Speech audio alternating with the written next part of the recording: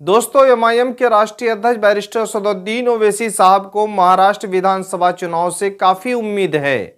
हालांकि इससे पहले बिहार से भी उम्मीद था, झारखंड से भी, उत्तर प्रदेश से भी, दिल्ली से भी, लेकिन सबसे ज्यादा उसे उम्मीद महाराष्ट्र से है। क्योंकि महाराष्ट्र में जब भी चुनाव लड़े हैं वहां पर उनके पार्टी को जीत मिली है।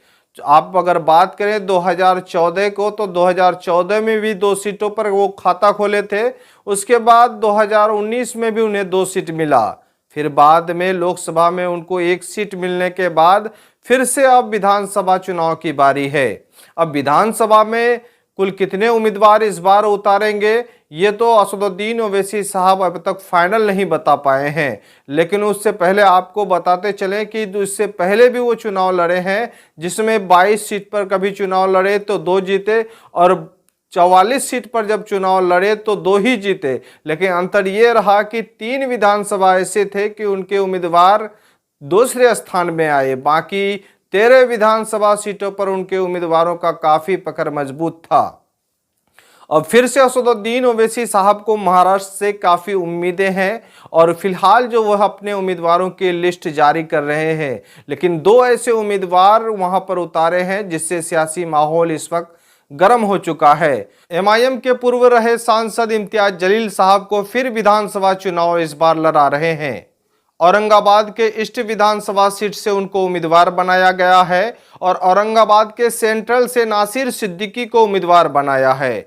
यानी 2 ऐसे उम्मीदवार औरंगाबाद में दिए हैं, जिससे सियासी माहौल गर्म हो चुका है।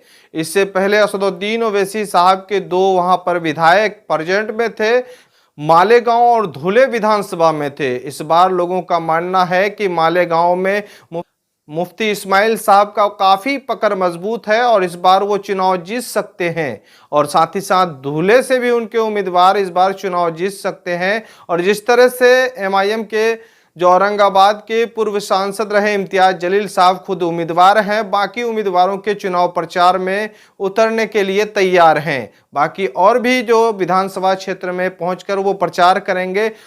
लोगों ने इम्तियाज जलील साहब को कई दफा देखा है।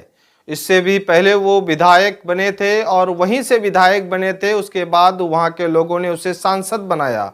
इस बार चुनाव हारने के बाद उन्होंने एक तिरंगा यात्रा निकाला, और ये तिरंगा यात्रा ऐतिहासिक यात्रा रहा, जिससे काफी पकड़ उनके और मजबूत हुआ है, और मौके पर विधानसभा चुनाव 2024 को मिला है। और ओवैसी साहब एमआईएम को बचाने के लिए, और खासतौर पर महाराष्ट्र को में जो है अपने साख को बचाने के लिए इम्तियाज जलील साहब को उम्मीदवार बनाए हैं। बहरहाल लगातार जो है एमआईएम के तरफ से उम्मीदवारों का लिस्ट जारी है। आपको पूरी खबर दिखाएंगे कि कितने उम्मीदवार जो है इस बार उतार रहे हैं। लेकिन जानकारी के मुताबिक अभी बताया जा रहा है कि लगभग 27 उम्मीदवार जो है उनकी लिस्ट जो है बिल्कुल तैयार है, और 27 नामों का ऐलान कर सकते हैं। बहरहाल पिछले विधानसभा चुनाव की बात करें तो 44 थे 2019 में, और इस बार जो है कितने सीटों पर उम्मीदवार उतारे हैं। लेकिन खबरों से जानकारी मिली है कि अब तक जो है 27 उनके पास जो नाम है वो तैयार हैं, और साथ ही साथ आगे जो है उनकी तैयारी जारी है। लगातार आप अपडेट पाने के लिए हमारे चैनल में नए हैं तो चैनल को सब्सक्राइब कर लीजिएगा, ताकि हर अपडेट आपको मिलता रहे।